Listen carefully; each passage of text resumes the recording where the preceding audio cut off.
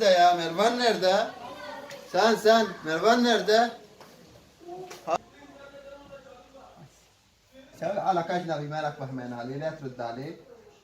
وينه؟ أنا شو بعرفني؟ أنا بعرف وينه. سوي حالك أجنبي وخلصنا. وينه ما وينه؟ جهده يحكي. ماني فهمان عليك ولكن أنا جهدك أحكي. Ben şimdi arayacağım bunu nerede ya?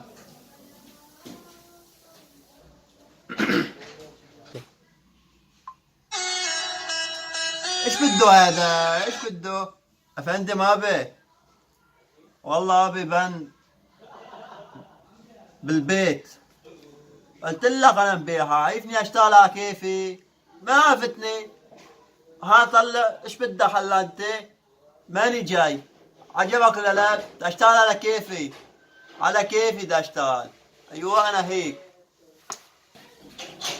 Hadi gel ya, yarın gel. Çok işim var ya. Vallahi sen öyle yapıyorsun. Çok ayıp ya.